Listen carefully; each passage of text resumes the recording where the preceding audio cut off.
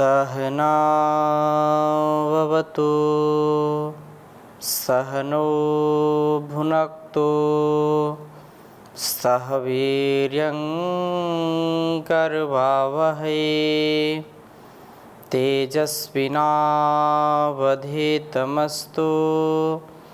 मा विद्विषावहै। ओम शांति शांति शांति। वैदिक जीवन पद्धति की इस कक्षा में आप सभी का हार्दिक स्वागत है, अभिनंदन है। हम निरंतर ऋग्वेद के मंत्रों का स्वाध्याय कर रहे हैं, जो हमारे विचारों में, हमारे हर प्रकार के कार्यों को संपन्न करने में विशेष उत्साह प्रदान कर रहे हैं। हमारा निज स्वभाव जब सुंदर होगा, अच्छा होगा, तो हम दूसरों के स्वभावों पर भी कार्य कर सकते हैं, दूसरों के स्वभावों को भी परिवर्तित करने का प्रयास कर सकते हैं। हमारा आहार विचार व्यवहार शुद्ध हो, जिससे हम उत्तमोत्तम श्रेष्ठतम स्वास्थ्य को प्राप्त करें और मानसिक शारीरिक स्वास्थ्य, वाणी का स्वास्थ्य, वाचिक स्वास्थ्य हमारे आहार के ऊपर निर्भर करता है। यदि आहार हमारा ठीक है, सात्विक आहार है, तो सात्विक विचार आएंगे, सात्विक वाणी हम बोलेंगे, सात्विक कर्म करेंगे। यदि राजसिक तामसिक है तो वैसे ही प्रभाव हमारे स्वभाव में पड़ने लगता है। इसलिए इस स्वभाव को हम परिवर्तित करें, दिव्यता से परिपूर्ण करें, इसके लिए हमको सदा उद्यत रहना चाहिए, सदा प्रकाश से युक्त रहने का प्रयत्न करना चाहिए। ऋग्वेद के द्वितीय मंडल का स्वाध्याय हम कर रहे हैं, जिसमें 27वें सूक्त का स्वाध्याय कर रहे हैं। और वास्तव में 27वां जो सूक्त है, इसके मंत्र बहुत ही सुंदर मंत्र हैं, बहुत ही शिक्षाप्रद हैं।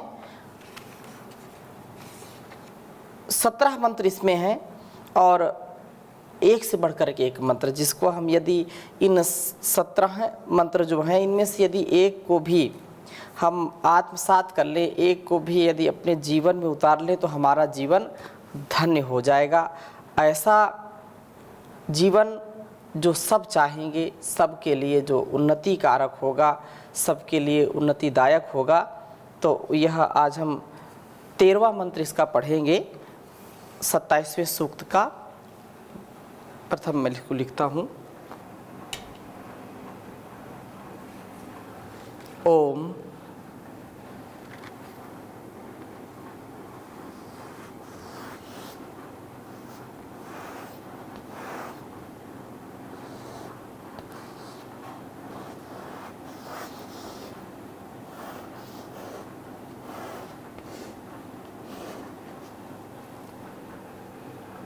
शुचिरपः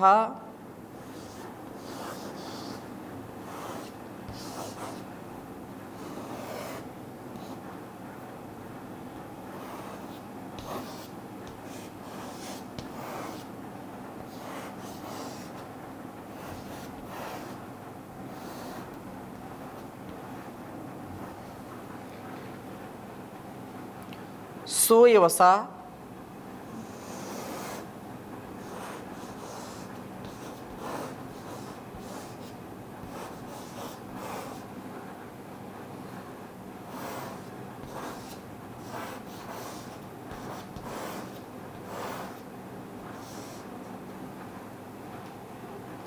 अदब्ध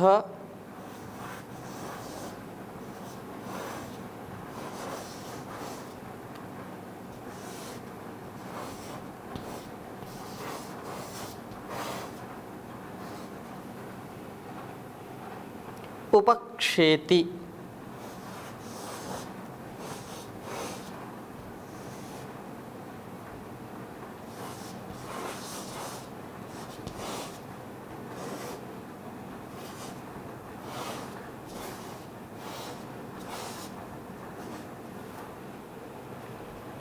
वृद्धवयः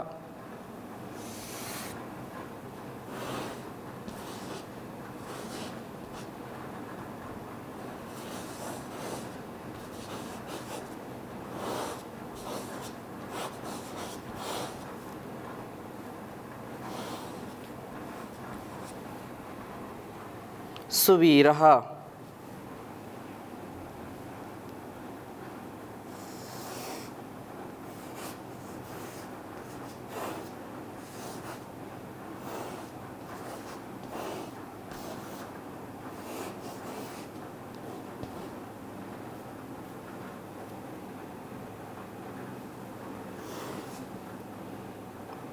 नकिष्टं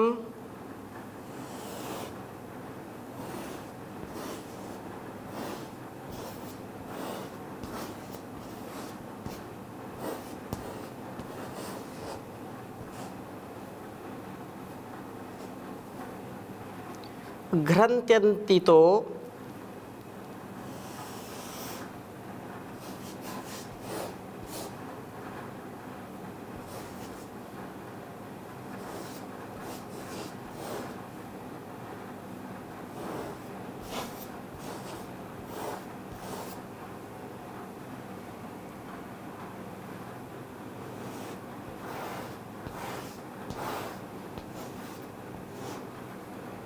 घ्रन्त्यन्तितो न दूराद्य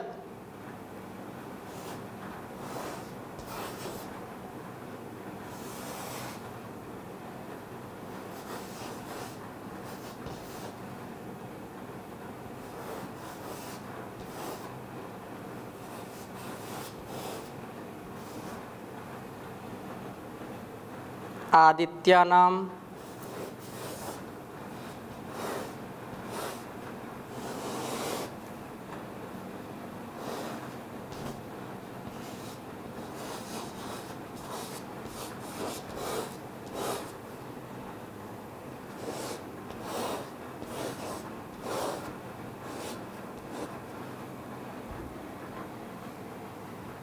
भवति प्रणीतौ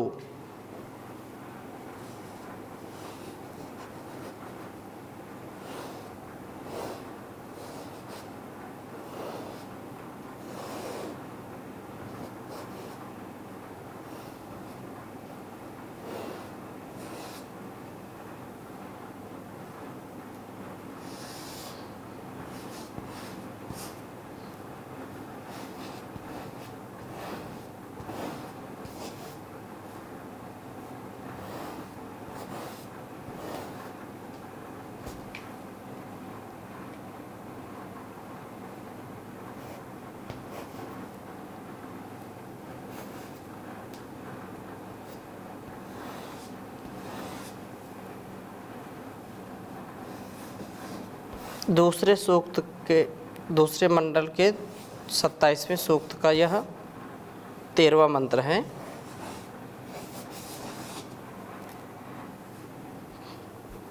ओम शुचिरपः सूयवसा अदब्धा उपक्षेति वृद्धवया सुवीरः न किष्टं घ्रन्त्यन्तिन्तो न दूराद्य आदित्यानां भवति प्रणीतौ। ओम शुचिरपः सूयवसा अदब्धा उपक्षेति वृद्धवया सुवीरः न किष्टं घ्रन्त्यन्तितो न दूराद्य आदित्यानां भवति प्रणीतौ। बहुत सुंदर वेद मंत्र है। कहा है जो शुचि पवित्र जीवन जीने वाला जो यह व्यक्ति अपह जलों को तथा सूयवसाह शोभन सस्यों को अदब्धा अहिंसित होता हुआ उपेक्षेति उपक्षेति अर्थात उनका सेवन करके उनको खा करके जीवन धारण करता है। तो उपजीवति जलों और अन्नों का ही सेवन करता है, उनका ही सेवन मात्रा में ही करता है ताकि वे इसे हिंसित करने वाले ना हों। बहुत बड़ी शिक्षा इस वेद मंत्र में है कि जो शुद्ध आहार का ग्रहण करते हैं, शुद्ध जलों का ग्रहण करते हैं, और जो सस्ते जो फसलें हम उगाते हैं या जो परमपिता परमेश्वर से प्राकृतिक रूप से जो हमको मिलते हैं, ऐसे अन्न, ऐसे औषधियाँ, ऐसे फल फूल, उनका ही सेवन हमारे लिए श्रेयकर है, उनका सेवन सर्वश्रेष्ठ है। इसलिए जो परमात्मा प्रदत्त अहिंसित जो पदार्थ है, अर्थात जो हिंसा से युक्त नहीं, हमारे में भी वो उपद्रव पैदा नहीं करते हैं, उनका सेवन उचित मात्रा में करके हम शरीर से और मन से स्वस्थ होते हैं, ऐसे पदार्थों का सेवन हमारे लिए हितकर है। जो अन्न हम उगाते हैं उनका सेवन, और जो जल अर्थात ऐसा पदार्थ जो पेय पदार्थ है, जो रस है, जिनके सेवन से हमारे अंदर सात्विकता का आधान होता है, हमारी बुद्धि की शुद्धि होती है। आहार शुद्धौ सत्व शुद्धि की बात कही है। हमारा आहार यदि ठीक है तो विचार भी ठीक होगा, विचार ठीक है तो व्यवहार भी ठीक होगा। इसलिए कहते हैं जैसा खाएंगे अन्न वैसा हो जाएगा मन, और जैसा पिएंगे पानी वैसी हो जाएगी वाणी। तो क्या भक्ष्य है क्या अभक्ष्य है, इसका खूब विचार करके हमको जो भक्ष्य पदार्थ हैं, जो सेवनीय पदार्थ हैं, उन सेवनीय पदार्थों को भी सेवन के समय इस बात का ध्यान रखें कि अमर्यादित न हो, अर्थात उतना ही हम सेवन करें जिससे हमारे अंदर वो उपद्रव पैदा ना करें, वो हमारी हिंसा ना करें। उचित मात्रा का सेवन करते हुए हम इन रसों से, इन अन्नों से अपने जीवन का उत्तमोत्तम सुख लाभ लेते हैं। तो इसलिए यहाँ पर कहा है कि वे हमको हिंसित करने वाले ना हों।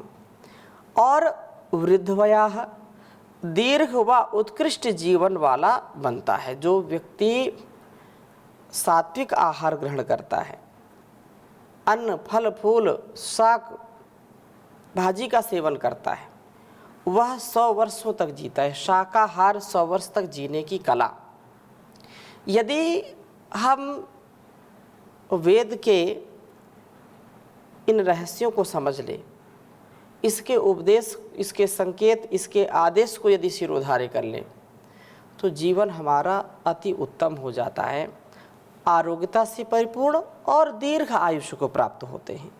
इसलिए कहा है कि वृद्धवयाः दीर्घ व उत्कृष्ट जीवन वाला बनता है। सुवीराः और उत्तम वीर होते हैं, उत्तम धीर गंभीर होते हैं। यह जो भी इस प्रकार से आदित्या नाम देवों के प्रणीतौ प्रणयन अंतितः न तो समीप से और न दूरात, न दूर से घ्नन्ति, शत्रु मारने वाले होते हैं, न आंतर शत्रु उसे मार पाते हैं और ना ही बाह्य शत्रु उसको मार पाते हैं। तो वेद मंत्र का जो आशय है कि मनुष्य देवों का अनुकरण करता हुआ जल का सेवन करे, जो भी पेय पदार्थ हैं उनका सेवन करे और अन्न खाए, तो वह शत्रुओं से बचा रहेगा, शत्रुओं के आक्रमण से बचता रहता है। और जो शत्रु का तात्पर्य क्या है, केवल बाहर के शत्रु नहीं, हमारे अंदर के शत्रु काम क्रोध लोभ मोह ईर्ष्या द्वेष छल कपट, ये वासनाएं, ये भी शत्रु हैं हमारे। रोग बढ़ाते हैं हमारे शरीर में, रोग बढ़ेंगे तो हम इन्हीं अन्नों से, इन्हीं पेय जलों से, पानीय से अस्वस्थ हो जाते हैं। तो अब जो यहाँ कहा है अपह, अप जो जलों को तथा सुयवसाः जो शोभन सस्यों को, अदब्धा जो अहिंसित होता हुआ, अर्थात उनके द्वारा जो हीनता को प्राप्त नहीं होता। अर्थात जब हम अन्न का उचित मात्रा में प्रयोग करते हैं तो वह हमारे लिए अहितकर नहीं होता, अपितु अत्यंत कल्याणकारी होता है। इसलिए उचित मात्रा में भोजने अमात्राज्यम, भोजन में बिल्कुल मात्रा नपीतुली होनी चाहिए। हिताहारा मिताहारा अल्पाहाराश्च ये जनाः न वैतान्वे चिकित्सन्ति आत्मन्येव चिकित्सकः। कहा कि जो अपने भोजन के, आहार के मात्रा को जानता है और जो हितकारी है वही भोजन करता है। हिताहारा मिताहारा, हितकारी भोजन हो, सात्विक भोजन हो, दूध दही मक्खन मलाई साग सब्जी जो बिल्कुल प्राकृतिक है उसमें कहा, और परमित होना चाहिए। हितकारी तो हो। अब हितकारी का तात्पर्य ये नहीं है आयुर्वेद घृतम, घी खाने से हमारी आयु बढ़ती है, दुग्धपान बहुत ही अच्छा है, शरीर के लिए पौष्टिक है, लेकिन दूध 1 गिलास 2 गिलास जो पी जाते हैं, पचा जाते हैं, 2 गिलास या आधा लीटर दूध पीने का सामर्थ्य है। हम ये समझते हैं कि ये तो बड़ा सात्विक है, बड़ा ताकत देता है, पुष्ट हमको करता है, हम 4 लीटर पी जाएं। सामर्थ्य आधा लीटर दूध पीने का है और 4 लीटर पी जाएंगे तो वह हमारा शरीर स्वस्थ नहीं रख पाएगा, पचा नहीं पाएगा और शरीर का जो सामर्थ्य है उसको भी लेकर के जाएगा। इसी प्रकार से भोजन बहुत सुपाच्य है, बहुत अच्छा है। दूध दही मक्खन के साथ जो भोजन हम करते हैं विशिष्ट हो जाता है। हमारा जो सामर्थ्य है 2 रोटी खाने का और हम 10 रोटी खा गए, भोजन अच्छा बना, तो वह जो मात्रा है परमित नहीं हुआ। हिताहारा मिताहारा नहीं हुआ, मित जो परमित है, नपा तुला है, उसको नहीं खाया। कहा जितनी भूख हो उससे जो है उतना ही भोजन ले, जितनी भूख हो उससे भी कम ले लीजिए। इसलिए तीसरी बात कही अल्पाहार सही जना। यदि आपको भूख 4 रोटी की है, 4 रोटियां आप पचा सकते हैं तो 4 मत खाइए, 3 ही खाइए, ये अल्पाहार हो गया। 2 ही खा लीजिए। 2 गिलास दूध पचा पाते हैं आधा लीटर तो आप 400 ग्राम पी लीजिए। कहने का आशय ये है कि आहार पर यदि नियंत्रण हो जाएगा, आहार की दिव्यता यदि आ जाएगी तो हम रोगी नहीं होंगे, रोगों से बचेंगे और इससे हमारा सामर्थ्य भी बढ़ेगा, उत्कृष्ट जीवन बनेगा और वीरता से, धीरता से, गंभीरता से उत्तम होंगे। कहा कि प्रणीतो प्रणयन अंततः ना तो समीप और ना दूर घ्रंथि, शत्रु मारने वाले होते हैं। ना आंतर शत्रु उसे मार पाते हैं और ना बाहर के शत्रु से मार पाते हैं। अर्थात जो भोजन उचित मात्रा में करते हैं वो स्वस्थ रहते हैं, ऊर्जा से परिपूर्ण रहते हैं। युक्ताहार विहारस्य युक्त चेष्टस्य कर्मसु युक्त स्वप्नावबोधस्य योगो भवति दुःखः, ये कहा। तो आहार पर हमारा पूर्ण नियंत्रण होना चाहिए। जो हितकारी भोजन नहीं है, जो शस्य का भोजन नहीं है, जो हमारे अन्न धनधान्य हैं, उनको जो छोड़ करके जो मांस आदि मादक द्रव्य और मांस आदि का सेवन करते हैं तो वे काम क्रोध लोभ मोह से कभी बच नहीं सकते, रोगों से कभी, दोषों से कभी बच नहीं सकते। इसलिए इनका परित्याग करें, इनका परित्याग करें, ये त्यागने योग्य है और शुद्ध सात्विक आहार हमारे आयुष्य को बढ़ाने वाले हैं, हमारे लिए अत्यंत लाभकारी हैं। इसलिए इस बात का हमको हमेशा ध्यान रखना चाहिए। और जब ऐसा हो जाएगा तो निसंदेह जीवन हमारा बहुत सुंदरता से परिपूर्ण हो जाएगा।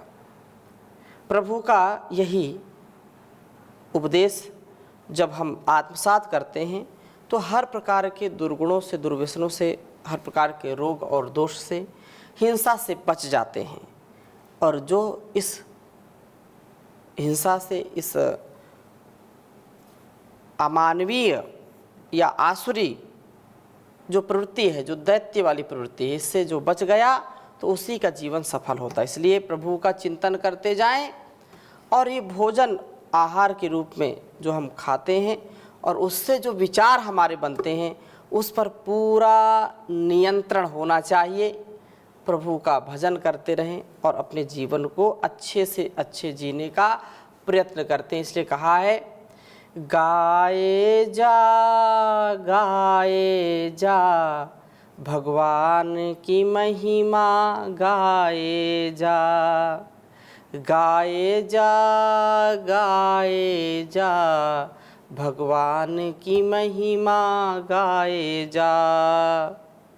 सुबह शाम इस मन मंदिर में, सुबह शाम इस मन मंदिर में, झाड़ू रोज लगाए जा, गाए जा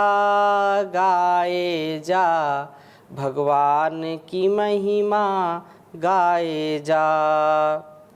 तरह तरह के खेल हैं इसमें, दुनिया एक तमाशा है, कहीं खुशी और कहीं गमी है, आशा कहीं निराशा है।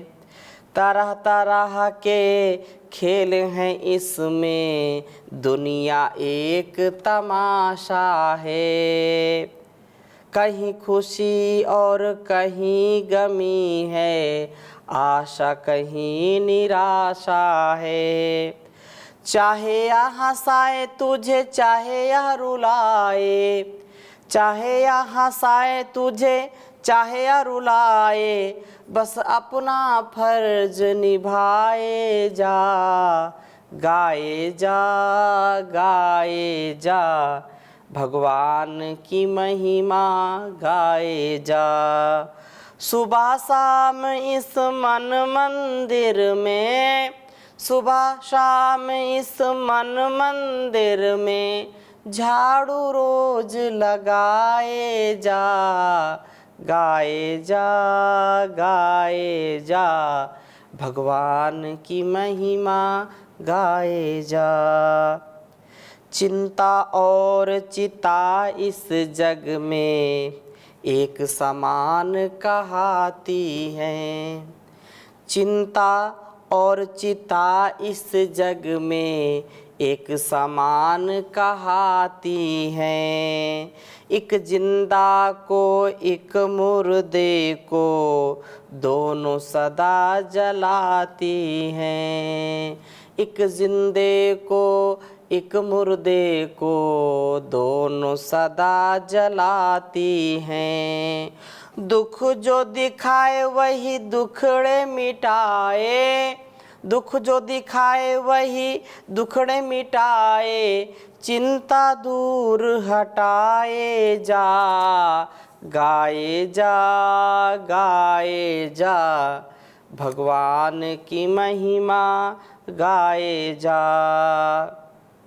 कौन हमेशा रहा जगत में, किसका यहाँ ठिकाना है, कौन हमेशा रहा जगत में, किसका यहाँ ठिकाना है। बांध ले अपना बिस्तर बाबा, यह तो देश बेगाना है। दुनिया सराय कोई आए कोई जाए, दुनिया सराय कोई आए कोई जाए, बस पथिक यही समझाए जा, गाए जा भगवान की महिमा गाए जा, गाए जा, गाए जा, भगवान की महिमा गाए जा। ओम शांति शांति शांति।